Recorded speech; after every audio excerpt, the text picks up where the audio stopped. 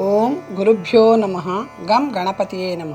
కాశీ మజిలీ కథలు 99వ భాగము. కౌశికుడి కథ. కౌశికుడనే బ్రాహ్మణుడు ఒకానొక సన్యాసిని భిక్షకు పిలిచాడు. తనకి వాడుకగా పాలు పెరుగు పోసే గొల్లదానితో, రేపు మా ఇంట యతిభిక్ష జరుగుతుంది, నీకు ఎక్కువ సొమ్మిస్తాను, నీళ్లు కలపకుండా గట్టి పెరుగు తోడు పెట్టి తీసుకురా అన్నాడు. అది అలాగే అని మంచి పెరుగు తోడు పెట్టి ఆ పెరుగు ముంతని గంపలో పెట్టి పైన గుడ్డ మూత వేసి తెస్తుంటే గాలికి గుడ్డ తొలగింది. అదే సమయంలో ఆకాశంలో ఒక గరుడ పక్షి తెల్ల తాచుని పట్టుకొని పోతుంటే అది గరళం కక్కింది. ఆ విషం దైవికంగా గొల్లది తెస్తున్న పెరుగు ముంతలో పడింది. కానీ ఆ విషయం దానికి తెలియదు. ఆ పెరుగు అందుకొని కౌశికుడు చాలా సంతోషించి గట్టి పెరుగు తెచ్చినందుకు దానికి ఎక్కువ సొమ్మిచ్చి సన్యాసికి పిండి వంటలతో భోజనం పెట్టి పెరుగు వడ్డించాడు. రుచి బాగుందని యతి కొంచెం ఎక్కువగా ఆ పెరుగు పుచ్చుకున్నాడు. నాలుక పూతలో పుండు పడి ఉండడంతో భోజనం చేసిన కొంచెం సేపటికే అతను విషం ఘాటు తగిలి మరణించాడు. అది చూసి గృహస్థుడు చాలా దుఃఖిస్తూ అతని మరణానికి కారణం తెలియక గ్రామస్తుల సహాయంతో అతని దేహాన్ని గంగకు అర్పించాడు. ఆ యతి హత్యా పాతకం ఎవరు అనుభవించాలని రాయాలో సందేహం వచ్చి చిత్రగుప్తుడు యమధర్మరాజుని అడిగాడు. అతనికి సందేహం వచ్చి ధర్మకర్తలతో ఆలోచించాడు. గొల్లది తెచ్చిన పెరుగులో విషముందని కౌశికుడికి తెలియదు కనుక అతనికి ఆ పాపాన్ని అంటగట్టకూడదు. గుడ్డ గాలికి తొలగిందని విషం పడిందని గొల్లదానికి తెలియదు కనుక ఈ పాపం దానికి చెందదు. కదిలించడం వాయువు స్వభావం, విషం కక్కడం సర్పం స్వభావం. అది గరుడ పక్షి చేత నొక్కబడి అలా కక్కింది. అస్వతంత్రుడు పాపభారం పొందాడు. సర్పాలను తినడం గరుడపక్షి నేరం కాదు. అందుచేత ఈ పాపం ఎవరి పేరు రాయాలో మాకు తెలియడం లేదు అన్నారు ధర్మకర్తలు. యముడు వైకుంఠానికి పోయి శ్రీ విష్ణువుని అడగగా అతను గొప్ప సభ చేసి దానిలో అడిగాడట. మహర్షులు దేవతలు కూడా ధర్మసూక్ష్మం చెప్పలేకపోయారట. దూతలను ముల్లోకాలకి పంపి ధర్మసూక్ష్మం తెలుసుకునే వరకు ఆ పాపం ఎవరి చిట్టాలోనూ రాయొద్దన్నాడట విష్ణుమూర్తి. సభ జరుగుతున్నప్పుడు విన్న గరుత్మంతుడు ఆ దోషం తమ జాతికి వర్తింపచేస్తారేమో అని భయపడ్డాడు. ఆ వార్త గరుడ పక్షి జాతి అంతటికీ తెలిసింది. భూలోకంలో ఒక చెట్టు కొమ్మ మీద నివసించే గరుడ పక్షులు రెండు ఆ తప్పు తమ మీదకే తోసి శిక్ష విధిస్తారేమో అని విచారిస్తుంటే దైవకంగా ఆ చెట్టు కిందే పడుకున్న బ్రాహ్మణుడు వాటి మాటలు విని పక్షి భాష వచ్చిన వాడవడం వల్ల రెండో బ్రాహ్మణుడికి ఆ కథంతా చెప్పి దేవతలు మహర్షులు చెప్పలేకపోయారట. నన్ను అడిగితే నేను చెప్పేవాడిని కదా అన్నాడు. ఆ పాపం ఎవరిదని చెబుతావు నువ్వు అని అడిగాడు అతను. విషం కలిసిన పెరుగును పరీక్షించకుండా పోసిన గృహస్థుడిదే ఆ తప్పు. పాపము వస్తు పరీక్ష చేయొద్దా? అదే సమయంలో ఆకాశంలో ఆ ప్రాంతం మీదుగా పోతున్న యమదూతలు ఆ మాట విని అతన్ని యముడి దగ్గరకు తీసుకుపోయి జరిగిందంతా చెప్పారు. నువ్వు అలా చెప్పావా అని అడిగిన యముడితో అవును అన్నాడు ఆ బ్రాహ్మణుడు. అప్పుడు యముడు పెరుగు కుండలు 2 తెప్పించి ఒకదానిలో విషం కలిపి అతడిని పిలిచి వీటిలో దేనిలో విషం కలిపామో చెప్పు అన్నాడు. ఆ బ్రాహ్మణుడు తెల్లబోయి చూశాడే కానీ చెప్పలేకపోయాడు. అప్పుడు యముడు ధర్మసూక్ష్మం గ్రహించడం కష్టం, తెలియనప్పుడు చెప్పకూడదు. అసత్యంగా దోషం ఆరోపించిన వాడు ఆ ఫలం అనుభవించాలి. నువ్వు చెప్పింది అసత్యం కనుక ఓ బ్రాహ్మణుడా, ఆ పాప ఫలాన్ని నీకు విధిస్తున్నాను అని అనడంతో యమదూతలు అతని చేత ఆ ఫలం అనుభవింప చేశారట. ప్రాణేశ్వర, ధర్మం ఇంత సూక్ష్మంగా ఉంటుంది. ఆ ఆడవాళ్ళని నిష్కారణంగా బాధించిన పాపాన్ని మీరు కూడా పంచుకుంటారేమో అని విచారిస్తున్నాను అన్నాడు. నేను వాళ్ళ మాటలు వింటూ భోజనం చేయసాగాను. ఆ అవ్వ అల్లునితో మీరెందుకు ఈ విషయంలో తగులాడుకోవడం? గోటకముఖుడు మహాపండితుడు, అతను చెప్పిన న్యాయాన్ని పాటించండి అంది. రాజు నా మొహం చూశాడు. మీరు చెప్పింది సమంజసంగానే ఉంది. ఈ గణికల వృత్తాంతం తెలుసుకొని వారి ఆప్తుల వద్దకు చేర్చడం ఉచితం అన్నాను నేను. విశ్రమించిన తరువాత నన్ను వారి దగ్గరికి తీసుకెళ్ళాడు. అప్పటికే మిత్రవింద ఆమె తల్లి అక్కడున్నారు. రాజు వారిని వృత్తాంతం అడగగా చిత్రసేన, అయ్యా, మాది పాటలీపుత్రం, మేము రతినూపుర అనే వేశ్య పుత్రికలం. నా పేరు చిత్రసేన, దీని పేరు రతిమంజరి. నా భర్త దత్తుడనే విద్వాంసుడు, దీని భర్త గోణికాపుత్రుడు. తల్లిని సంపదలని వదిలి మేము గోణికాపుత్రుని వెంట ధారానగరం వస్తుంటే మాతంగ యోగిని దుర్బోధల వల్ల విపులుడనే రాజు మమ్మల్ని గోణికాపుత్రుడికి తెలియకుండా బలవంతంగా రప్పించుకొని తనని వరించమని నిర్బంధించాడు.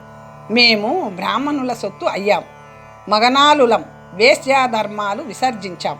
మమ్ము వరించడం తగదని ఎంత చెప్పినా వినక వెలయాండ్రకు నీతేమిటని ఆక్షేపిస్తూ కారాగారం లాంటి గృహంలో నిర్బంధించాడు. మేము ఒప్పుకోలేదు. తరువాత ఎందుకో మీరిక్కడికి తీసుకువచ్చారు అంది. నా శరీరం జుల్లుమనగా మీరు నా మిత్రుల భార్యలు అంటూ మన వృత్తాంతం అంతా అతనికి చెప్పాను. నా పేరు గోటకముకుడని వినగానే వాళ్ళు పొంగిపోయారు. నేడెంత సుదినం, మీ పేరు గోణికాపుత్రుడి నోట చాలాసార్లు విన్నాం మహాత్మా, మీరిక్కడికి ఎలా వచ్చారు అని వాళ్ళు అడిగేసరికి మళ్ళీ నా కథ వారికి చెప్పాను. రాజపత్ని వారి వృత్తాంతం విని జాలిపడుతూ మిమ్మల్ని భర్త వద్దకు పంపుతాను, విచారించకండి అని బోదార్చింది. ఆ వేళకి ఇష్టాగోష్ఠి వినోదాలతో కాలక్షేపం చేశాం. మదాలస కథ. చక్రధర నాయకుడు పత్ని మిత్రవింద చాలా గుణవంతురాలు.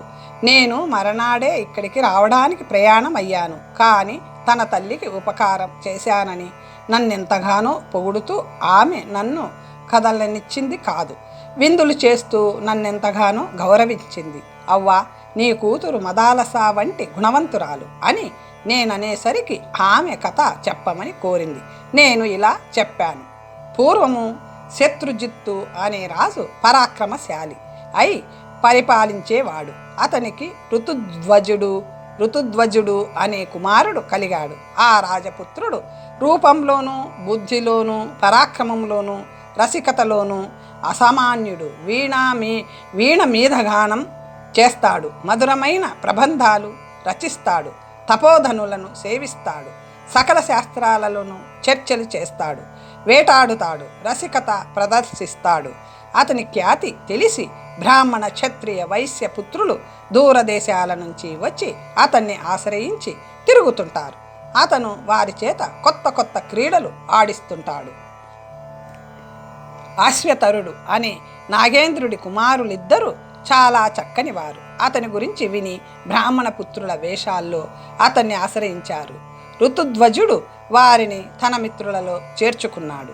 ఆ నాగకుమారులు ప్రతిరోజు రాత్రి పాతాళంలో లోకానికి వెళ్తూ పొద్దున్నే అతని వద్దకు వచ్చేవారు. రాజపుత్రుడు వాళ్ళు లేకుండా భోజనం, స్నానం, శుభ్రవస్త్రాలు ధరించడం ఏమీ చేయడు. అంత స్నేహంగా ఉండేవాడు. ఒకరోజు అశ్వతరుడు తన కుమారులని నిత్యము, మీరు ఎక్కడికి పోతున్నారు?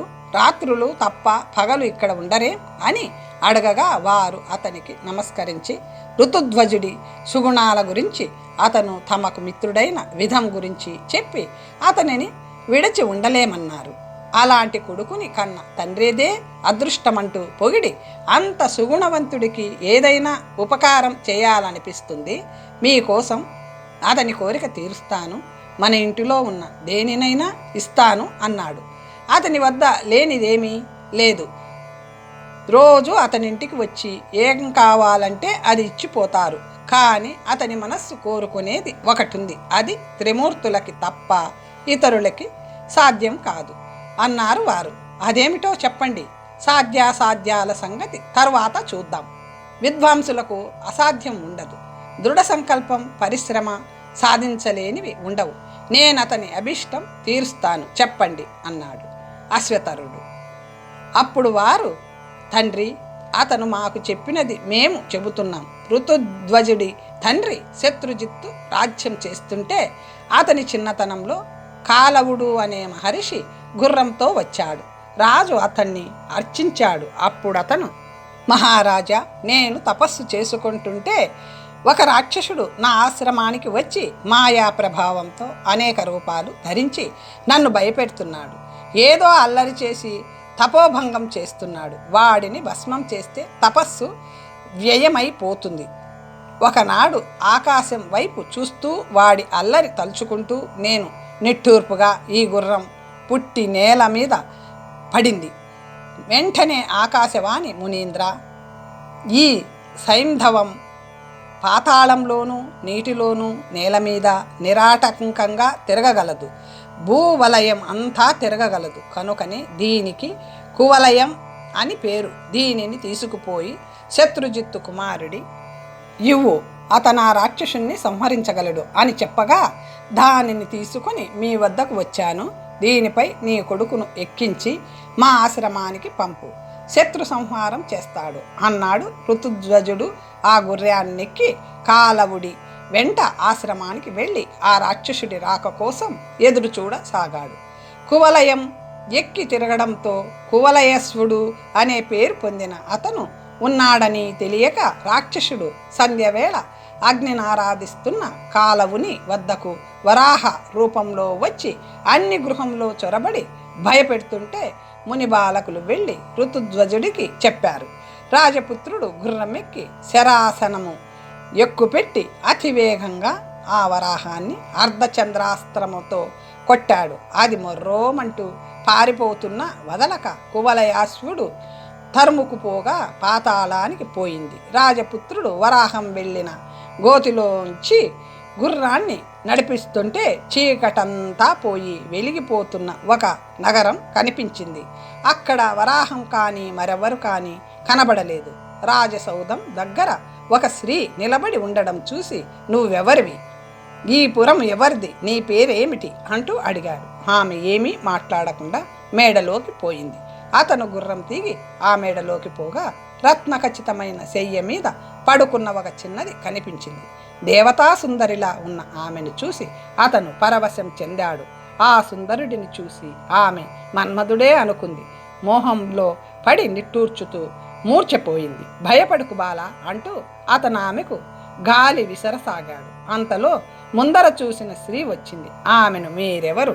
ఈ నగరం ఎవరిది? మీరు ఒంటరిగా ఎందుకున్నారు అని అడిగాడు. అందుకామె, ఈమె విశ్వావసుడు అనే గంధర్వరాజు కూతురు. దీని పేరు మదాలస. ఈమె ఉద్యానవనంలో విహరిస్తుంటే పాతాళకేతుడనే రాక్షసుడు ఎత్తుకొచ్చి ఇక్కడ దాచాడు. రాబోయే త్రయోదశి నాడు దీనిని పెళ్లాడాలని ముహూర్తం పెట్టుకున్నాడు. అందుకని ఈమె మరణ ప్రయత్నం చేస్తుంటే సురభి వచ్చి వారించి కొన్ని రహస్యాలు చెప్పింది. నేను ఈమె సకురాలిని. నా పేరు కుండలి. ఈమె నిన్ను చూసి మోహపరవశం చెందింది. నువ్వెవరు? నీ వృత్తాంతం ఏమిటి అని అడిగింది. అతను తన వృత్తాంతం చెప్పాడు. అది విని ఆమె, ఓహో, భూమండలాధిపతి కువలయేశ్వరుడివా? అందుకే మదాలస మనసు చెదిరింది. నిన్నే పెళ్లాడుతుందని సురభి చెప్పింది. నువ్వు దీనిని పరిగ్రహించాలని దైవమే చెప్పాడు అంటూ ఆమె వారిద్దరికీ గాంధర్వ విధానంలో పాణిగ్రహణ మహోత్సవం జరిపించింది. తాను తపోవనానికి వెళ్తూ కుండలి మదాలస చేతిని అతని చేతిలో ఉంచి వైవాహిక ధర్మాలు చెప్పి, ఈ ముద్దరాలిని ప్రేమగా చూసుకో అని చెప్పి వెళ్ళిపోయింది. అతను ఆమెను గుర్రం మీద ఎక్కించుకొని భూలోకం వెళ్తుంటే పాతాళకేతుడు చతురంగ బలాలతో అతనిని ఎదుర్కొని బాణాల వర్షం కురిపించాడు. రాజపుత్రుడు నవ్వుతూ వారిపై ఒక అస్త్రం ప్రయోగించాడు. దానితో వారందరూ భస్మమయ్యారు. అతను తన నగరానికి వెళ్ళి మదాలసాను చూపించాడు. శత్రుజిత్తు కొడుకుని కౌగిలించుకొని చాలా సంతోషించాడు. భార్యాభర్తలు సుఖంగా గడపసాగారు. కొన్ని రోజులయ్యాక శత్రుజిత్తు, కుమార, ప్రతిదినము నువ్వు ఈ గుర్రమెక్కి తిరుగుతూ బ్రాహ్మణుల్ని రక్షించాలి. దుర్బుద్ధులైన రాక్షసుల నుండి తపస్సులకు బాధ లేకుండా చెయ్యాలి అన్నాడు. కువలయాశ్వుడు ప్రతిరోజు భూమి చుట్టి వచ్చి మిగిలిన సమయం భార్యతో గడపసాగాడు. పాతాళకేతుడి తమ్ముడు తాళకేతుడు కడు మాయావి యమునా తీరంలో ఒక ఆశ్రమం కట్టుకొని మునివేషం వేసుకుని తపస్సు చేస్తున్నట్లు నటించసాగాడు. ఒకనాడు రాజపుత్రుడు వెళ్ళి మహర్షి అనుకుని నమస్కరించి, మహాత్మా, రాక్షస బాధ లేకుండా తపస్సు నిర్విఘ్నంగా జరుగుతుందా అని అడిగాడు. రాజపుత్ర, నీలాంటి సూర్యుడు రక్షకుడై ఉండగా తపస్సుకు విఘ్నం ఎందుకు జరుగుతుంది? నేను నిన్నొకటి యాచిస్తున్నాను, లేదనకుండా ఇస్తామని తలుస్తాను. విను. నేనొక యజ్ఞం తలపెట్టాను. అందుకు ధనం కావాలి, ఎందరికో దక్షిణలివ్వాలి. నీ మెడలోని కంఠాభరణం నాకివ్వు, దానితో యజ్ఞం పూర్తవుతుంది. అంతేకాదు, నేను నీటిలో మునిగి కార్యక్రమాలు చేస్తాను. నువ్వు ఒడ్డున ఉండి రాక్షస బాధ లేకుండా కాపాడాలి అన్నాడు తాళకేతుడు. అలాగే, దీనికి ఇంతగా ప్రాధేయపడాలా? ఇదిగో కంఠభూషణం, నేను కాపలాగా ఉంటాను. నువ్వు నిశ్చింతగా వరుణుడిని ఆరాధించుకో అన్నాడు. ఆ మాయావి అతను చూస్తుండగానే నీళ్లల్లో మునిగి తిన్నగా శత్రుజిత్తు వద్దకు పోయి మదాలసా ఉండగా, నువ్వు కువలయాశ్వుడి తండ్రివేనా? పాపం, అతను గుర్రం మీద తపోవనాలలో తిరుగుతుంటే ఒక రాక్షసుడు అతనితో ఘోర యుద్ధం చేసి నా ఆశ్రమం ముందు కడుపులో శూలం గుచ్చి చంపేశాడు. మీకింత దారుణమైన వార్త చెప్పవలసి వచ్చినందుకు బాధగా ఉంది. ప్రాణం పోతున్నప్పుడు అతను నాకు ఈ కంఠాభరణం ఇచ్చాడు. గుర్రాన్ని ఆ రాక్షసుడు పట్టుకుపోయాడు. అక్కడి తాపసులు దహన సంస్కారం చేశారు అంటూ ఆభరణాన్ని అక్కడ పారేసి వెళ్ళిపోయాడు. అక్కడున్న వారంతా ఆ వార్తకి ఆహాకారాలు చేశారు. భర్త మరణ వార్త వినడంతోనే మదాలస మొదలు నరికిన చెట్టులా కూలిపోయి మరణించింది. భార్యని ఓదార్చుతూ శత్రుజిత్తు భూతలం యొక్క అనిత్యత తెలుసుకుంటే కుమారుడి కోసం, కోడలు కోసం మనం విచారించడం తగదు అని ధైర్యం చెప్పి సద్గోష్ఠిలో కాలక్షేపం చేయసాగాడు. తాళకేతుడు యమునా నదీ తీరంలో కావలి కాస్తున్న కువలయాశ్వుడితో, రాజపుత్ర, నా చిరకాల వాంఛ నెరవేరింది, నీవిక ఇంటికి పోవచ్చు అన్నాడు. మహాప్రసాదం అంటూ కువలయాశ్వుడు గుర్రం ఎక్కి ఇంటికి వెళ్ళాడు. అతన్ని చూసి కొందరు మనసులో దుఃఖిస్తూ తల వంచుకున్నారు, కొందరు సంతోషంగా కౌగిలించుకున్నారు, కొందరు ఆశ్చర్యంగా చూస్తున్నారు, కొందరు అతని చుట్టూ మూగి వెనక నడవసాగారు. అదేమీ అర్థం కాని అతను తిన్నగా తండ్రి గారి వద్దకు వెళ్ళి పాదాలకు నమస్కరించాడు. తండ్రి అతన్ని కౌగిలించుకొని కన్నీటితో అతని శిరస్సు తడిపాడు. తల్లి, బంధువులు శోకించారు. అదంతా చూసి, ఇవాళ మీరందరూ నన్ను వింతగా చూస్తున్నారేం అని అడిగాడు. మదాలస కనిపించదేం అన్నాడు. అప్పుడు తండ్రి జరిగిందంతా అతనికి చెప్పాడు. హా, నా మరణం వినడంతోనే మృతి చెందినది మదాలస. నేను మాత్రం ఆమె మరణవార్త విని కూడా బతికున్నాను. ఎంత కృతజ్ఞుడిని అని చింతించి అంతలోనే ఆమె నా కోసం చనిపోయిందని నేను ఆమె కోసం చనిపోతే ఆమెకు లాభం ఏమిటి? సహగమనం స్త్రీలకి యశస్కరం కానీ పురుషులకి కాదు. ఆమె కోసం బిగ్గరగా ఏడిస్తే జనులు నవ్వుతారు. ఆమె మీది ప్రేమతో వెర్రివాడిలా తిరగబోయిన శత్రువులకు లోకువ చేసి పరాభవిస్తారు. శత్రువధ, పితృసేవ నా ముఖ్య విధులు కనుక నేను ఇప్పటి నుంచి శ్రీభోగం వదిలేస్తాను. దీని వలన మదాలసాకు లాభం ఉండదు. కానీ నా కోసం ప్రాణాలు వదిలిన ఆమెకు ఈ పాటి కృతజ్ఞత అయినా చూపొద్దా అనుకుని ఆమెకు తిలోదకాలు ఇస్తూనే ఇలా ప్రతిజ్ఞ చేశాడు. నేనిక జన్మలో మరో స్త్రీని వివాహం ఆడను, సత్యంగా చెబుతున్నాను. అది మొదలు కువలయాశ్వుడు శ్రీభోగాలకి దూరంగా ఉండి పోయాడు. తండ్రి, అతనికి మనం ఏమిచ్చినా సంతోషం కలుగదు. మదాలసాను తీసుకొచ్చి ఇవ్వగలిగితేనే అతను సంతోషిస్తాడు. అది మనకు శక్యం కాదు కదా అన్నారు కొడుకులు. పుత్రులారా, అశక్యమని ప్రయత్నింపకుండా వదిలేయకూడదు. తపస్సుకు సాధ్యం కానిదేమీ కాదు. నేను అందుకు ప్రయత్నిస్తాను అంటూ అప్పుడే బయలుదేరి హిమవత్ పర్వత ప్రాంతంలో సరస్వతీదేవి గురించి తపస్సు చేశాడు. సరస్వతీదేవి అతని భక్తి విశ్వాసాలకి సంతోషించి ఏం వరం కావాలి కోరుకో అంది. అప్పుడు అతను, దేవి, నాకు కంబళుడనే మిత్రుడు ఉన్నాడు. మా ఇద్దరికీ సంగీతం, విద్య అంతా వచ్చేటట్లు అనుగ్రహించు అని కోరాడు. అతని స్తోత్రానికి సంతోషించిన సరస్వతి, గానకళలో మిమ్మల్ని మించిన వారు ఉండరు, మీ గానం వీణుల విందుగా ఉంటుంది అని వరమిచ్చింది. సరస్వతీదేవి అనుగ్రహంతో అశ్వతరుడు కంబలుడు మనోహరంగా పాడుకుంటూ ఒకనాడు కైలాసానికి వెళ్ళి భవానీ శంకరులు వన విహారం చేస్తున్న సమయంలో వారికి అత్యంత సంతోషం కలిగించేలా పాడారు. శంకరుడు వారి సంగీతం మెచ్చుకొని మీకేం కావాలో కోరుకోండి అన్నాడు. అశ్వతరుడు అతనికి మొక్కుతూ, మహాత్మా, మదాలస అనే గంధర్వపుత్రిక భర్త అసత్య మరణవార్త విని మరణించింది. ఆమెను నాకు పుత్రికగా దయచేయి. ఆమె మృతి చెందేటప్పటికీ ఏ రూపంలో ఎలా ఉందో అలాగే ఉంటూ జాతి స్మరణ కలిగి ఉండాలి. ఇదే నా కోరిక అన్నాడు. అలాగే నువ్వు పితృపూజ చేసేటప్పుడు శుచిగా మధ్యపిండాన్ని భక్షించు. నీ పడగ మధ్య నుంచి ఆమె యథారూపంలో ఉదయిస్తుంది అన్నాడు శంకరుడు. మిత్రులిద్దరూ పాతాళలోకానికి వెళ్ళిపోయారు. ఆ రహస్యం ఎవ్వరికీ చెప్పక పితరులను ఆరాధించి మధ్యపిండం తిన్నాడు. అతని ఊపిరి నుంచి మదాలస ఉద్భవించింది. అది చెప్పకుండా, పుత్రులారా, ఆ రాజపుత్రుడి నీ ఒక్కసారి మన నగరానికి తీసుకురండి, అతని అభీష్టం నెరవేర్చుతాను అన్నాడు అశ్వతరుడు.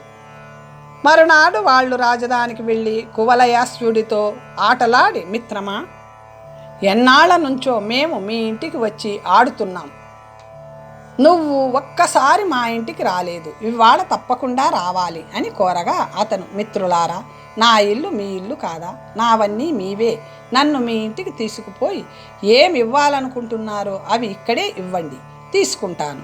మీరు నన్ను వేరుగా తలచొద్దు అన్నాడు. వాళ్ళు కోపం నటిస్తూ, రాజపుత్ర, నీ పట్ల మాకు వేరు బుద్ధి లేదు. మా తండ్రి కువలయాశ్వుడిని తీసుకువస్తే చూడాలని ఉంది అన్నాడు, అందుకే రమ్మంటున్నాం అన్నారు. ఆ మహాత్ముడే నన్ను చూడాలని కోరారా? ఆ మాట చెప్పారు కారే, పదండి అంటూ వారితో బయలుదేరాడు. వాళ్ళు అతని చెయ్యి పట్టుకొని గోతిలో మునిగి పాతాళలోకానికి తీసుకువెళ్లారు. అక్కడ వారి వేషాలు మారాయి. పడగలలో మణులతో ప్రకాశిస్తున్న వారిని చూసి, మీ రూపాలు ఇలా మారాయేం? మీరు నాగకుమారులా, బ్రాహ్మణులా కారా అని అతను ఆశ్చర్యపోయాడు. అప్పుడు వారు తమ వృత్తాంతం చెప్పారు. కువలయాశ్వుడు సంతోషించి పాతాళలోక విశేషాలన్నీ చూస్తూ నడవసాగాడు. వివిధ వయసులలోని నాగకన్యలు క్రీడిస్తున్నారు. మనోజ్ఞమైన గానం వినవస్తుంది. అవన్నీ చూస్తూ వారు అశ్వతరుడు ఉండే ఇంటికి వెళ్ళారు. వాళ్ళు అతనికి తమ తండ్రిని పరిచయం చేశారు. ఆ ఐశ్వర్య విశేషాలన్నీ చూస్తూ రాజపుత్రుడు ఆశ్చర్యంలో మునిగిపోయి ఎందుకు వచ్చాడో మరిచిపోయి ఆ నాగేంద్రుడి పాదాలకు నమస్కరించాడు. అశ్వతరుడు అతన్ని కౌగిలించుకొని ఆశీర్వదించి, వచ్చ రాజపుత్ర, నా పుత్రుల ద్వారా నీ చరిత్ర విన్నాను. నీ సూణాలని వాళ్ళు ఎంతగానో పొగుడుతుంటారు. గుణవంతులు జన్మ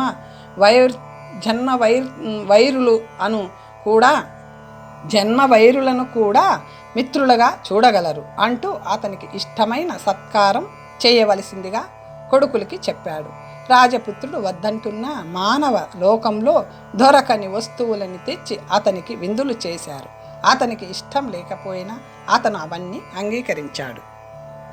ఒకనాడు వినోదాలతో కాలక్షేపం చేస్తుంటే అశ్వతరుడు, రాజపుత్ర, నేను నీకు తండ్రి వంటి వాడిని. చాలా కాలానికి ఇంటికి వచ్చావు. మా ఇంట్లో ఉన్న ధన కనక వస్తు వాహనాలలో నీకేది కావాలో తీసుకో అన్నాడు.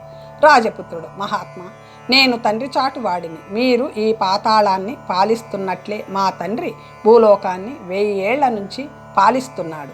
మా ఇంట్లో అన్నీ ఉన్నాయి. ఉన్నప్పుడు ఇమ్మని అడగడానికి నోరెలా వస్తుంది? మీ పాద దర్శనం అయ్యింది, అంతకంటే నాకు కావాల్సిందేమీ లేదు అన్నాడు. అశ్వతరుడు, రత్నాలు మొదలైనవి ఇష్టం లేకపోతే పోని, నీకు అత్యంత ప్రియమైనది అడుగు, ఇస్తాను అన్నాడు. రాజపుత్రుడు, పన్నగేంద్ర, నాకు ఏ కోరిక లేదు. పుణ్యకర్మ సంస్కారం నన్ను వదలకుండా ఆశీర్వదించండి అన్నాడు. అశ్వతరుడు, నిజమే, సంపదలు పుణ్యఫలాలే. నీ బుద్ధి ఎప్పుడు ధర్మాన్ని ఆశ్రయించి ఉండాలని అనుగ్రహించాను. అయినా నువ్వు మా ఇంటికి వచ్చి మానవలోకంలో దుర్లభమైనదే అయినా తీసుకువెళ్లకుండా వెళ్ళడం బాగుండదు. నువ్వు పొందలేనిది ఏదైనా అడుగు, ఇస్తాను అన్నాడు. రాజపుత్రుడు వినమ్రంగా నాగపుత్రుల ముఖం చూశాడు.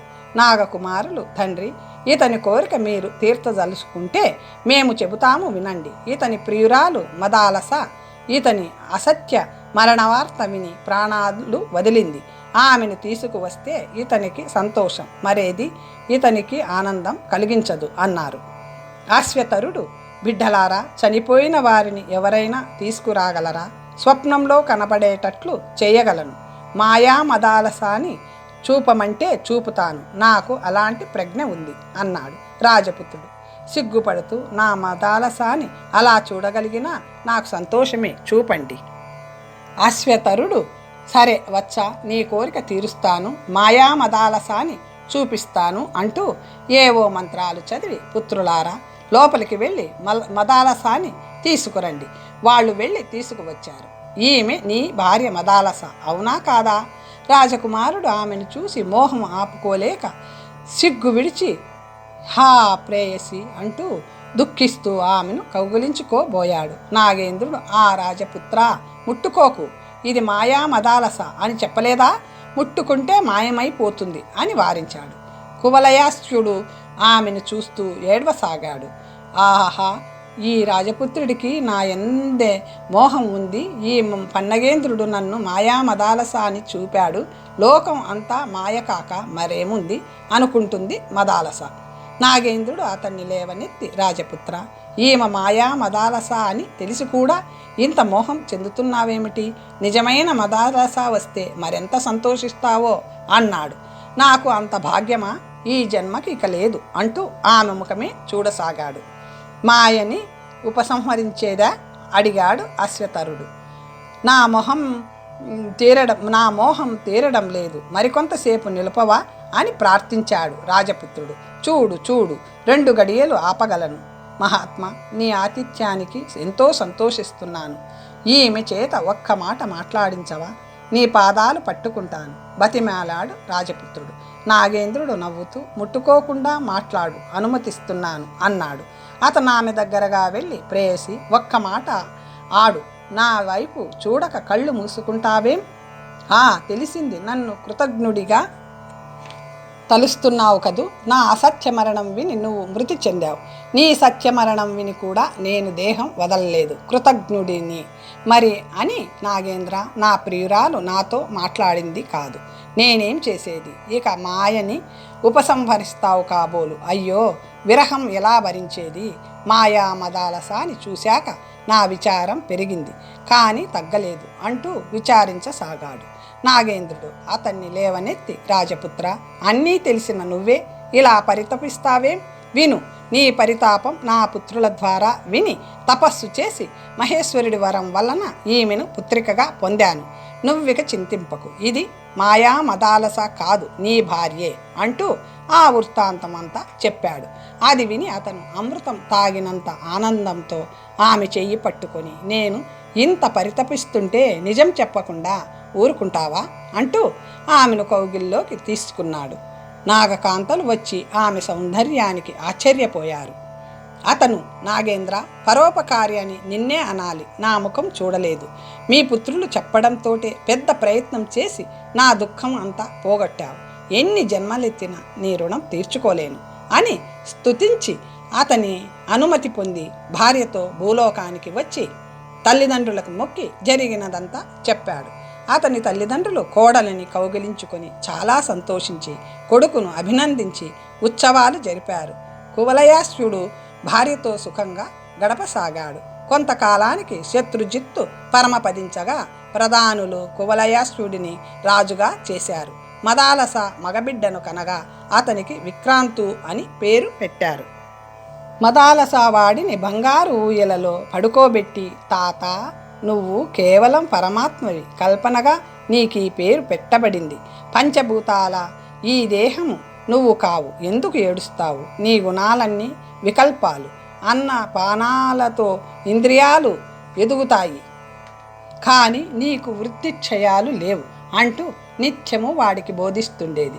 మరికొంతకాలానికి ఆమె సుబాహుడిని కంది. అప్పుడు ఆమె నవ్వింది. వాడికి కూడా తత్వోపదేశం చేసి వయసు రాగానే తపోవనానికి పంపింది. 3వ సంతానానికి అర్ధిమర్ధనుడని పేరు పెట్టగా మళ్ళీ ఆమె నవ్వింది. 4వ కుమారుడికి పేరు పెట్టబోతూ, ప్రేయసి, నేను పేరు పెట్టినప్పుడల్లా నవ్వుతున్నావు? క్షత్రియులకు తగిన పేరులే పెట్టాను. దీని గురించి ఎందుకు నవ్వావో చెప్పు. ఈ 4వ వాడికి ఏం పేరు పెడతావో చెప్పు. నేను కూడా నవ్వి పరిహాసం చేస్తాను అన్నాడు కువలయాశ్వుడు. మహారాజా, మీ ఆజ్ఞను శిరసా వహిస్తాను. వీడికి అలర్కుడని పేరు పెడతాను అంది మదాలస. అతను నవ్వుతూ, అలర్కుడు అంటే అర్థమేమిటో చెప్పు అన్నాడు. నేను పెట్టిన పేరు సార్థకమైనదని కాదు, వ్యవహారిక నామానికి అర్థం ఏముంటుంది? మీరు పెట్టిన పేర్లు అపార్థాలు. క్రాంతి అంటే ఒక దేశం నుంచి మరో దేశం వెళ్ళడం. అంతటా నిండి ఉన్న మహేశ్వరుడు ఒక దేశం నుంచి మరో దేశం వెళ్ళడం ఏమిటి? ఆకారమే లేని మూర్తికి సుబాహుడనే పేరెలా సరిపోతుంది? మణులను గుచ్చిన సూత్రంలా అన్ని శరీరాలలో ఉండేది ఆ ఒక్కడే. అలాంటప్పుడు శత్రువులెవ్వరు, మిత్రులెవ్వరు? కాబట్టి మీరు పెట్టిన 3 పేర్లు అర్థరహితాలై ఉన్నాయి అందామె. అతనామె వైదుష్యాన్ని ప్రశంసించాడు. ఆమె జోలపాడుతూ తత్వం బోధించడం విని, వీడిని కూడా ముందరి ముగ్గురిలాగే సన్యాసిని చేస్తావేమిటి? ఒక్కడినైనా ఉండనివ్వవా? నా మాట వినాలనుకుంటే వీడికి రాజనీతి ఉపదేశించి కర్మ మార్గం అనుసరించేలా చెయ్యి. గృహస్థుడు సర్వజనులకు ఉపకారి కాబట్టి నీకు ప్రీతి కలిగేటట్లు వీడికైనా రాజధర్మం చెప్పు అన్నాడు కువలయాశ్వుడు. అప్పుడు ఆమె, పుత్ర, నీ తండ్రికి సంతోషం కలగజేసే కర్మలనాచరించు. మిత్రులకి ఉపకారం చెయ్యి. శత్రువుల పీచం అణచు. శత్రువులు లేకుండా ఏకఛత్రంగా భూమిని పాలించు అంటూ ఆ బిడ్డకి రోజు బోధించసాగింది. వాడు ఉపనయనం అయ్యాక, అమ్మ, ఆ ముష్మిక సుఖం కోసం నేనిప్పుడు ఏం చెయ్యాలి అని అడిగాడు. అందుకామె, పట్టాభిషక్తుడవైంది మొదలు ప్రజలను ఆనందపరచాలి, వ్యసనాలకు దూరంగా ఉండాలి, శత్రుమర్మాలు తెలుసుకుంటూ ఉండాలి, బంధువులైన రాజమిత్రులైన గుడ్డిగా నమ్మకూడదు అంటూ రాజనీతి చెప్పింది. తల్లి దగ్గర శిక్షణ పొందిన అల్కరుడు యవ్వనంలో వివాహం చేసుకొని పుత్రులను కని యాగాలు చేసి పితృసేవ చేసేవాడు. ఋతుధ్వజుడు చాలా కాలం రాజ్యం చేసి వార్ధక్యంలో అతన్ని పట్టాభిషక్తుని చేశాడు. మదాలస భర్తతో కలిసి తపోవనం వెళ్తూ చివరి మాటగా, వచ్చ, ఈ ఉంగరం వేలిలో ఉంచుకో. యుద్ధం వల్ల కానీ బంధువుల వల్ల కానీ సమస్తమైన విత్తము నాశనమయ్యే విపత్తు సంభవించినప్పుడు ఉంగరాన్ని చితక్కొట్టి దానిలోని పత్రికలో ఉన్న సన్నని లిపితో ఉన్న శాసనం చదువుకొని దానిని అనుసరించు అని వెళ్ళిపోయింది. అలర్కుడు చాలా కాలం రాజ్యం చేశాడు. ధర్మార్థ కామాసక్తుడై విషయ సుఖాలు అనుభవిస్తున్న అతనికి వాటిలో తృప్తి తీరలేదు, వైరాగ్యం కలగలేదు. తపోవనంలో గడుపుతున్న సుబాహుడు సోదరుడి రాజ్యపాలన విధానం తెలుసుకొని అతను విషయ వాంఛలలో మునిగినందుకు చింతించి కాశీరాజు వద్దకు వెళ్ళి, దేవా, నేను కువలాశ్వుడి పెద్ద కుమారుణ్ణి. చిన్నతనంలోనే మతి చెడి దేశాంతరం వెళ్ళిపోయాను. నాకు రావలసిన రాజ్యం నా తమ్ముడు అలర్కుడు అనుభవిస్తున్నాడు. న్యాయంగా నాకు రావలసిన రాజ్యాన్ని నాకిప్పించండి అని ప్రార్థించాడు. కాశీరాజు అతని వద్దకు దూతను పంపగా అల్కరుడు చిరునవ్వు నవ్వుతూ, కాశీరాజుకి నేనంత తేలికగా కనిపిస్తున్నానా? నా అన్న వచ్చి మంచిగా అడిగితే నేను రాజ్యం ఇవ్వకపోయినా అతని వద్దకు ఎందుకు వెళ్ళాలి? కాశీరాజుకు భయపడి రాజ్యం ఇచ్చేవాడిని కానని చెప్పు అన్నాడు. అది విని సుబాహుడు, అభిమానం కల క్షత్రియుడు, ఇతరులను దేహి అని యాచించడు అన్నాడు. కాశీరాజు అలర్కుడిని మీద దండెత్తి అతని ఓడించాడు. ఓటమికి చికాకు పడుతూ తల్లి మాటలు జ్ఞాపకం రావడంతో ఉంగరాన్ని చితకగొట్టి పత్రిక చదివాడు. దానిలో సర్వ విధాల సంఘము జనులతో కలిసి ఉండడం విడవదగినది, అది వీలు అవ్వకపోతే సత్పురుషులతో సంగమం చేయడమే మందు, ముక్తి గురించి ప్రయత్నించు అని ఉంది. అది చూసి అలర్కుడు తిన్నగా దత్తాత్రేయుని ఆశ్రమానికి వెళ్ళి అతని పాదాల మీద పడి తన దుఃఖాన్ని పోగొట్టమని ప్రార్థించాడు. నిమిషంలో పోగొడతాను, అసలు ఆ దుఃఖం ఎందుకు కలిగిందో బాగా ఆలోచించి చెప్పు అని నవ్వాడు. నువ్వెవరివి, దుఃఖం ఎవరికి అని ప్రశ్నించిన దత్తాత్రేయుడి వలన అల్కరుడు విచారంలో పడి తన అజ్ఞానానికి చింతించి సత్యం తెలుసుకొని సంసారం మమత్వానికి మూలమని మమతత్వానికి మూలమని గ్రహించాడు. అతని మాటలతో వివేకము వైరాగ్యము కలిగి కాశీరాజు వద్దకు వెళ్ళి, నేను రాజ్యాన్ని వదిలాను, నువ్వు అనుభవించినా సుబాహుడికిచ్చినా నీ ఇష్టం అన్నాడు. యుద్ధం చేయకుండానే రాజ్యం విడవడం క్షాత్రధర్మం కాదు కదా, పారిపోవడం తగునా అని అతను ఎత్తి పొడిచాడు. అల్కరుడు తనకి కలిగిన తత్వజ్ఞానాన్ని చెప్పాడు. తనకి శత్రువులే లేరన్నాడు. కాశీరాజు సుబాహుడికి రాజ్యం ఇవ్వబోగా అతను, నరేంద్ర, నేనెందుకు నిన్ను శరణు వేడానో ఆ పని నెరవేరింది. మా తమ్ముడికి వైరాగ్యం కలగజేయాలన్నా నిన్ను ఆశ్రయించాను. అతను ఉత్తమ మార్గం అవలంబించాడు అనేసరికి కాశీరాజు అతన్ని ఎంతగానో ప్రశంసించాడు. అలర్కుడు తపోవనానికి వెళ్ళిపోయాడు అని ఆ వృత్తాంతమంతా వివరించి, మిత్రవింద మదాలస లాంటిది, అనగా ఆమె సుగుణంలో 1000వ వంతైనా నాకు లేదు అందామె. కొన్నాళ్ళుండి ఇక్కడికి ప్రయాణమయ్యాను. ఒకనాడు అవ్వ నా దగ్గరకు వచ్చి, ఘోటక ముఖ, నీ ముఖం చూసినప్పుడే నా మనవరాలిని నీకిప్పించాలని బుద్ధి పుట్టింది. అందుకే నీకు నా గుట్టు చూపాను, ఇక్కడికి తీసుకొచ్చాను. నా కూతురు అల్లుడు కూడా ఇష్టంగా ఉన్నారు. పెళ్లి కూతురు నీ విద్యా వైభవానికి ముచ్చట పడుతుంది కనుక జాంబవతిని పత్నిగా గ్రహించు. ఈ దీవికి అధిపతి అవుతావు. నీ అభిప్రాయం తెలుసుకురమ్మన్నాడు నా అల్లుడు అంది. జాంబవతిని చూసినప్పటి నుంచి నా హృదయం దానిమీదే లగ్నమయ్యింది. మనసులోని ఆనందం బయట పడనివ్వకుండా, అవ్వా, నువ్వు పెద్దదానివి, నా శ్రేయస్సు కోరుతున్నావు, నీ మాట కాదనగలనా? నీ ఇష్టమే కాని అని ఆమె అల్లుడికి తెలియపరచగా అతను చాలా సంతోషించి శుభముహూర్తంలో ఆమెను నాకిచ్చి వివాహం జరిపించాడు. దివ్య భోగాలు అనుభవిస్తూ నేను కొన్ని రోజులు అక్కడున్నాను. మధ్య మధ్య చిత్రసేన రతిమంజరులని చూసి వచ్చేవాడిని. తమని మీ వద్దకు తీసుకుపోమ్మని బతిమాలుతుండేవారు. వాళ్ళు అక్కడ ఉండగా జాంబవతికి సంగీత విశేషాలన్నీ చెప్పారు. నేనొకనాడు రాజుతో చెప్పి వారిని వెంటబెట్టుకొని బయలుదేరాను. దేశ విశేషాలు చూస్తూ నిన్న రాత్రికి ఈ నగరం చేరుకుని సత్రంలో బస చేశాం. రాత్రే సత్రంలో మీ పేర్లు వినబడ్డాయి. ఉదయం బండి ఎక్కించి మీ బస తెలుసుకుని వచ్చాం. ఇదే నా వృత్తాంతం అని ముగించాడు ఘోటకముఖుడు. ఘోటకముఖుడు కూడా ప్రభువు స్థానం అలంకరిస్తాడు అని మిత్రులు ఎంతగానో సంతోషించారు. అప్పుడు కుచుమారుడు, ఆ వేళ నీతో వచ్చిన పురుషుడు భోజరాజు భైరవుడి తంత్రంలో చిక్కుకున్నాడట. ఎలా బయటపడ్డాడో తెలియదు. వాడి వల్ల కష్టాలు పడ్డానని మాత్రం చెప్పాడు. నారాయణుడిని కూడా మృగాన్ని చేసిన భైరవుడికిప్పుడు ఇక్కడే ఉన్నాడు. రేపు వాడి మృగాల ఆట వాడిని పరాభివిస్తాం అన్నాడు. అతను భోజుడని, అతని భార్య లీలావతి అక్కడే ఉందని విన్న ఘోటకముఖుడి ఆశ్చర్యానికి ఆనందానికి హద్దులు లేదు. వాళ్ళు ఒకరి కథలు ఒకరు చెప్పుకుంటూ ఆ రోజంతా ఆనందంగా గడిపారు అని చెప్పి ప్రయాణానికి బయలుదేరాడు మణిసిద్ధుడు. విశాలమైన పురమందిరం భైరవుడి మృగాల ఆటకు నియమించబడింది.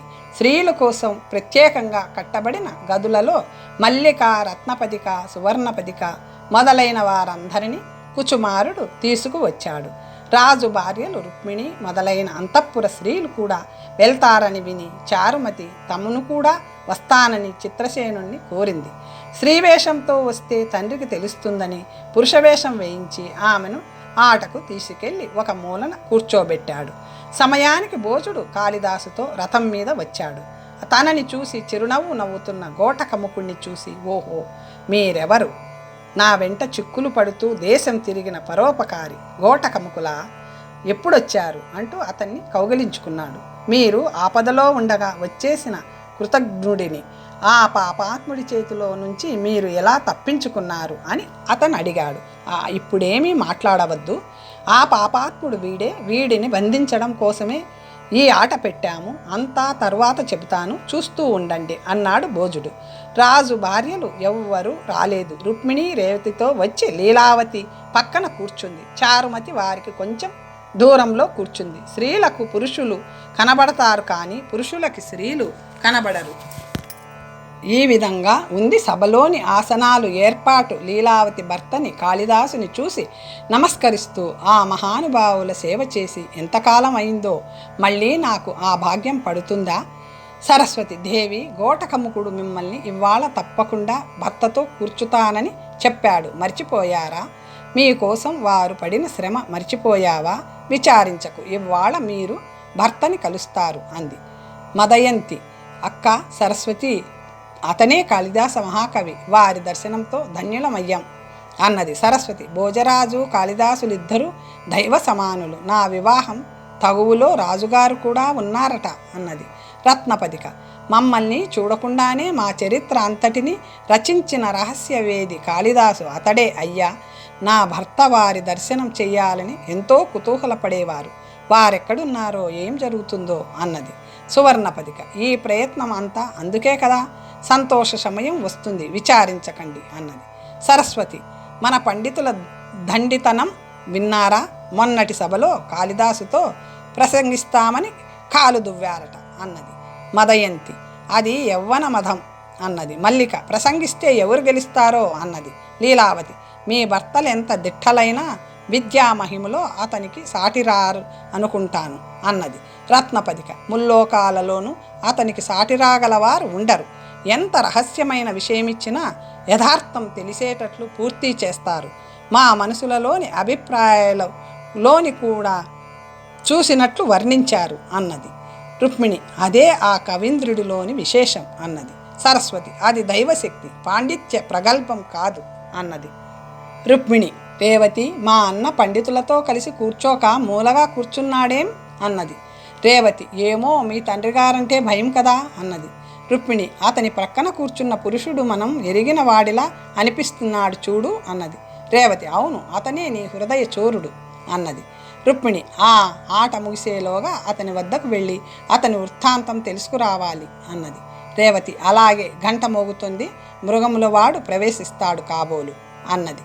మల్లిక, అడుగో చేతులకి గంటలు కట్టుకొస్తున్నాడు, వాడిని నేను ఆనాడు చూశాను, క్రూరాత్ముడా, నా తల్లిదండ్రులను ఏ మృగాలుగా చేశావో చెప్పరా అన్నది.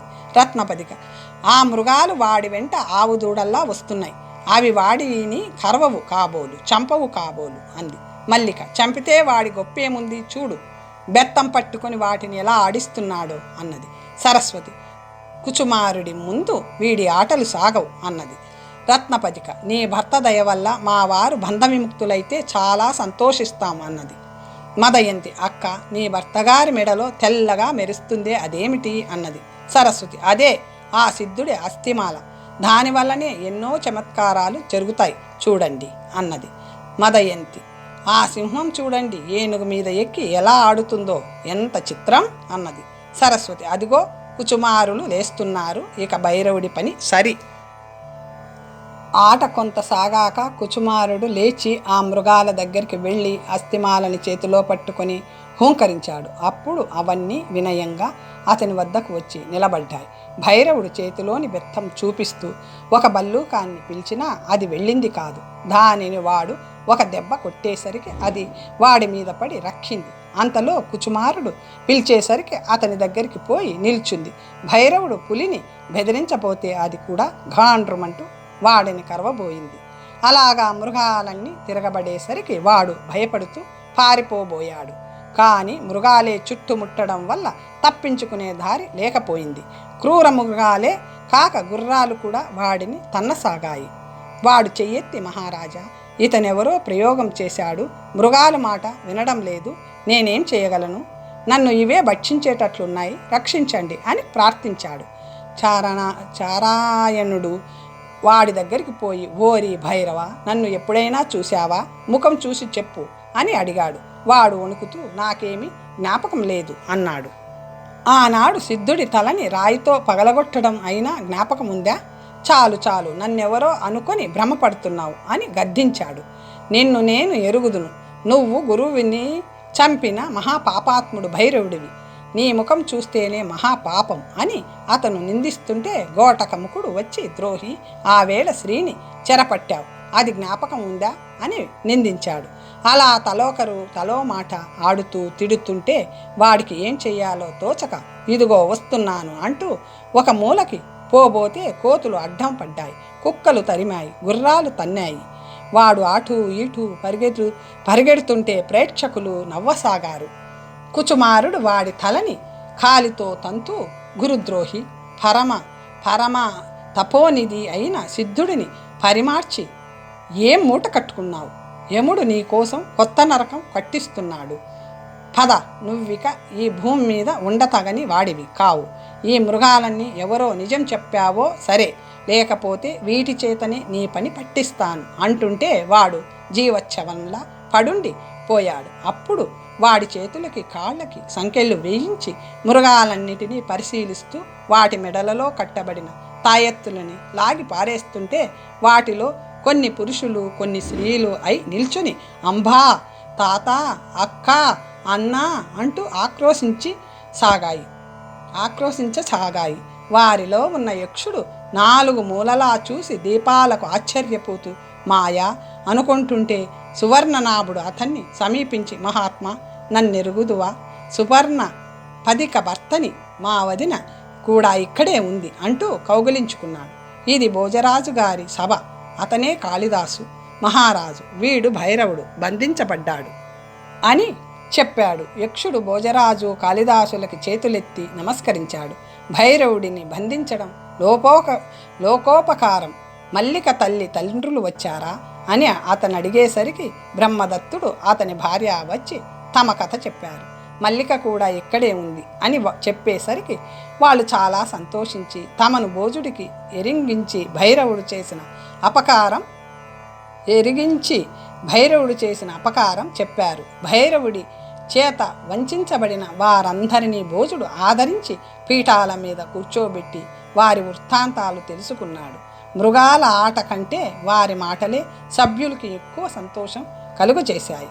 సువర్ణనాభుడు యక్షుడిని చూపించి, ఇతడే మనకు పరమ ఉపకారి, మనందరికీ గౌరవనీయుడు.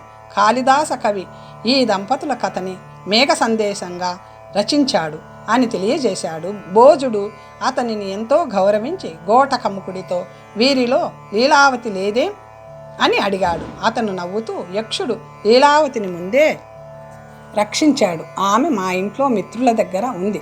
మీ అభిమతం తెలుసుకోవాలని ఎదురు చూస్తున్నారు అంటూ ఆ కథ చెప్పాడు. అప్పుడు భోజుడు యక్షుణ్ణి కౌగిలించుకొని, మహాత్మా, నువ్వు మానవాతీతుడివి. మాతో కలిసి మెలిసి తిరుగుతూ మహోపకారం చేశావు. నీకు ఎప్పుడూ కృతజ్ఞులమై ఉంటాము. నీ దయ లేకపోతే చారాయణుడు భైరవుడికి భోజనం అయ్యేవాడే అని పొగిడాడు. అందుకు యక్షుడు, మహారాజా, మిమ్మల్ని చూడాలని మేమెంతో ఉత్సాహపడేవాళ్ళం.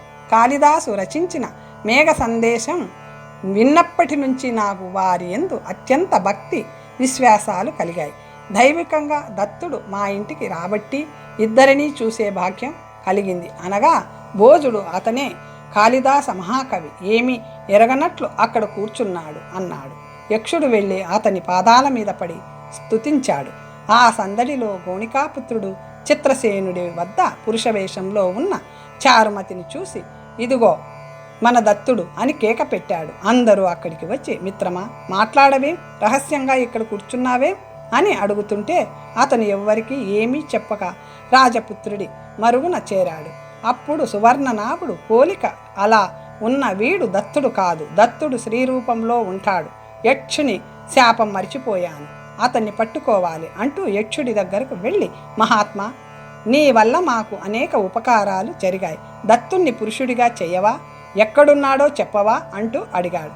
యక్షుడు, మమ్మల్ని చూడకుండానే మా చరిత్ర రాసిన మహానుభావుడు కాళిదాసు చెంతనుండగా దత్తుడు ఎక్కడున్నాడో నేను చెప్పాలా? అతనే చెబుతాడు అని ప్రార్థించడంతో కాళిదాసు ముసిముసి నవ్వులు నవ్వుతూ మన్మధుడిని పోలిన దత్తుకుడు భోజరాజు పుత్రికకు గర్భం చేసి యక్షుడి శాపం వల్ల స్త్రీ అయి చిత్రసేనుడికి భార్యగా ఉన్నాడు అని అర్థం వచ్చే ఈ శ్లోకం చదివాడు. అందువల్ల అల్లుడే కోడలయ్యాడు అని సమస్య పూర్తి చేశాడు. ఆ శ్లోకం భోజుడితో సహా అందరూ అర్థం కానట్లు చూస్తుంటే గోణికాపుత్రుడు ఆనందంగా పెద్ద కంఠంతో, తెలిసింది, రహస్యం తెలిసింది. మనం చూసిన వాడు దత్తుడే. శ్రీరూపంలో ఉన్న పురుషద్వేషం ధరించి చిత్రసేనుడితో వచ్చాడు. శాపగ్రస్తుడవ్వడం వల్ల పూర్వస్మృతి లేదు అన్నాడు. రాజపుత్రుడి వెనకనున్న చారుమతిని పట్టుకొని యక్షుడి వద్దకు తీసుకొచ్చి, వీడే మా మిత్రుడు, నీ శాపం వల్ల ఇలా ఉన్నాడు, శాప విమోచనం కావించు అని ప్రార్థించాడు. యక్షుడు ఒక శ్లోకం చదవగా అదే వేషము అదే రూపంలో భ్రమ నుండి బయటపడి నిజ రూపము విద్యాపాఠవాలు బయటపడగా, ఓహో, నా మిత్రులంతా ఇక్కడే ఉన్నారు, ఎప్పుడొచ్చారు? నేను ఇంతవరకు నిద్రపోతున్నాను కాబోలు, ఏమీ జ్ఞాపకం లేదే అన్నాడు దత్తుడు. మిత్రులందరూ అతన్ని కౌగిలించుకొని, నీ వృత్తాంతం చాలా ఉంది, తరువాత చెబుతాం. ఈ యక్షుడు కాళిదాసు వల్ల ఆపద దాటావు అన్నారు. తెరలో నుంచి తల్లిదండ్రుల్ని చూసిన మల్లిక నిలవలేక అమ్మ, తండ్రి అంటూ బయటకు రాబోయింది. యక్షపత్ని భర్తని చూసి ఆగలేకపోయింది. కానీ సరస్వతి వారిని వారించింది. రుక్మిణి లీలావతితో, అమ్మ, అతడే నా భర్త, ఎంత వెతికించానో, ఇక్కడికి ఎలా వచ్చారో తెలియదు అంది. ఆ విశేషాలన్నీ చూస్తుండబట్టి లీలావతి, పుత్రి, నీ అదృష్టం ఫలించింది. నీ భర్త దత్తకుడు యక్షుడి శాపంతో ఆడదై నీతో స్నేహం చేశాడు. సంవత్సరం తరువాత పురుషుడయ్యాడు. యక్షుల వృత్తాంతం సువర్ణపతికకి చెప్పడంతో మళ్ళీ స్త్రీ అయిపోయాడు. మీ అన్న ఆమెను స్వీకరించాడు. ఇప్పుడు కాళిదాసు అదే శ్లోకం చదివాడు. నువ్వు వినలేదు. నీ దృష్టి ఈ దత్తుడి మీద ఉంది. గోణికాపుత్రుడు కపట దత్తుణ్ణి తీసుకెళ్ళి యక్షుడి చేత శాప విమోచన చేయించగా దత్తుడయ్యాడు.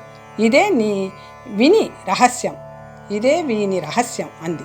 అమ్మో, నా రహస్యం సభల్లో వెల్లడయిందా? తండ్రి గారు ఏమన్నారు? సభ్యులు పరిహసించారా అని రుక్మిణి భయపడగా, నువ్వు చేసిన తప్పేమీ లేదు, నిజం తెలిసి వారే సమాధాన పడతారు అని లీలావతి ఆమెను ఓదార్చింది. భోజుడు వారి చరిత్రలన్నీ గౌరవించి విడిమలకి పంపి తాను కాళిదాసుతో పండిత కవుల వెంట వారిని నివాసానికి వెళ్ళాడు. భైరవుణ్ణి రాజభటులు కారాగారంలో పెట్టారు. భోజరాజు ఆ చావిడిలో పండితులతో అంతరంగిక సభ చేసి, మహాత్ములారా, ఇక్కడున్న వారు జగత్ పండితులు, యక్షుడు దేవతామూర్తి, ఇలాంటి వారి ముందు నిజం చెబితే నేను చేసిన పాపం పోతుంది. వినండి. ఈ కవి సార్వభౌముడు కాళిదాసు నా ప్రాణం అయిన దుర్మార్గులు పన్నిన కపట వ్యూహంలో చిక్కి నిష్కారణంగా పొమ్మన్నాను. ఆ అనుమానం వల్లనే మహాసాధ్వి లీలావతిని అడవుల పాలు చేశాను. ఆ పాపం అనుభవిస్తూ స్థానభ్రష్టుడినై దేశాలు పట్టాను. భైరవుడి చేత మేకగా చేయబడ్డాను. చివరకు ఈ మహాత్ముడి వల్లే విముక్తి చెందాను. నా ప్రార్థనలు అంగీకరించి మళ్ళీ కాళిదాసు నా ఇంటికి వచ్చారు. నాకు లీలావతి వియోగంతో పాటు రుక్మిణి చిత్రసేనులు అసభ్య ప్రవర్తనలు కూడా విచారం కలిగించాయి. ఆ చింతని కూడా ఇతనే తీర్చాడు. దత్తకుడు నాకు అల్లుడు, కోడలు అయ్యారు కదా. ఈ నాటకానికి యక్షుడే సూత్రధారుడు. దత్తుడు నాకు అల్లుడు, గోటకముకుడు ప్రాణస్నేహితుడు, గోణికాపుత్రుడు నా కొడుకు స్నేహితుడు, గోనర్ధయనీయ కుచుమారులు రాజబంధువులు, సువర్ణనాభుడు దేవతుల్యులు. ఇంతకంటే ఏం భాగ్యం కావాలి? నా నాయికి లీలావతిని కూడా చూడగలిగితే ఇలాంటి సుదినం మరొకటి ఉండదు నాకు అంటుంటే, హా ప్రాణనాథ, నేను ధన్యురాలిని అంటూ ఆమె వచ్చి అతని పాదాల మీద పడింది. భోజుడు ఆమెను ఆదరించి తన తప్పు మన్నించమన్నాడు. అప్పుడు లీలావతి ఒక పద్యం చదివింది. మీరు నన్ను ఇందరిలో మెచ్చుకోవడం వల్ల ధన్యురాలిని అయ్యాను.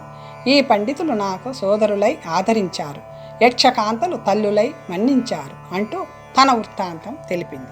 అంతలో రుక్మిణి వచ్చి తల్లి వెనక వారి ఇంటికి పోయి భర్తకి మొక్కి తండ్రికి పండితులకి నమస్కరించి ఏదో చెప్పబోయింది. కానీ సిగ్గుతో కంఠం పెగలలేదు. దత్తకుడి మొహం చూసింది. అతను లేచి, మహారాజా, భగవంతుడి అఘటితా ఘటన సామర్థ్యం వేరే చెప్పక్కర్లేదు.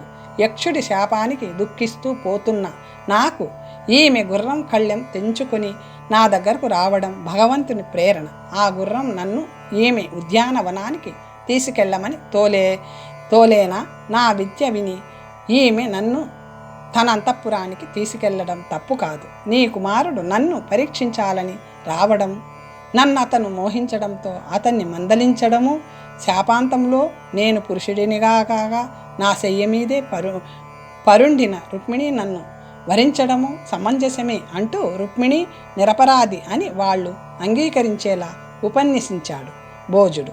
పుత్రికని తేరదీసి, నువ్వు ఇంతుకు విచారించక్కర్లేదు. అప్రయత్నంగానే జగత్తు చేత పూజింపబడే పండితుడు నీకు భర్తగా లభించాడు. ఇది నీ అదృష్టం అన్నాడు ప్రేమగా. రత్నపదిక వచ్చి యక్షుడికి మొక్కింది. మల్లిక వచ్చి తల్లిదండ్రుల్ని కౌగలించుకొని తనకి యక్ష దంపతులు చేసిన ఆదరాన్ని చెప్పింది. అప్పుడు రతిమంజరి, చిత్రసేన వచ్చారు. గోణికాపుత్రుడు వాళ్ళు పడిన కష్టాలు వివరంగా చెప్పాడు. దత్తుడు, ఓహో, నా బాల్య స్నేహితురాలు చిత్రసేన, నా కోసం ఎన్ని కష్టాలు పడ్డావు, ఎంత ఐశ్వర్యం వదిలి వచ్చావు అంటూ ఆమెకు సంతోషం కలుగజేశాడు.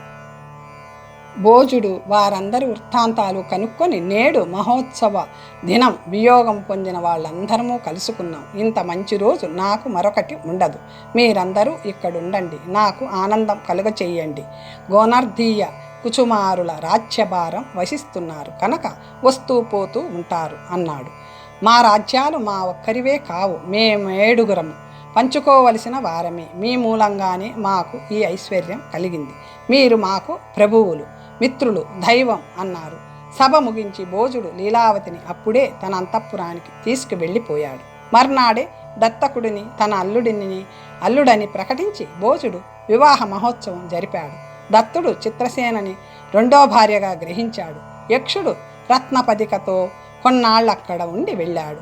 భైరవుడికి ఏం శిక్ష విధించాలి అని సభ చేసి అటువంటి పాపాత్ముడికి ఉరిశిక్ష తగినదని ఒకనాడు అతనిని ఊరేగించి ఉరి తీశారు. ఈ 7 మిత్రులు పాంచాలుడి చేత రచించబడిన కామశాస్త్రంలోని 7 అధ్యాయాలు ఒక్కొక్కరు ఒక్కొక్కటి ప్రత్యేకంగా రచించారు. గోపాల, అల్లుడే కోడలయ్యాడు అని ఉన్న నువ్వు అడిగిన ప్రశ్నకు ఈ కథే సమాధానం అన్నాడు మణిసిద్ధుడు. గోపాలుడు అతనికి నమస్కరించి, మంచి కథ విన్నాను. తలవని తలంపుగా భోజ కాళిదాసుల కథలు కూడా వచ్చాయి అంటూ ప్రయాణానికి సిద్ధమయ్యాడు. 8వ భాగం సమాప్తం. మరొక మంచి కథతో తర్వాత కలుసుకుందాం. ఓం స్వస్తి.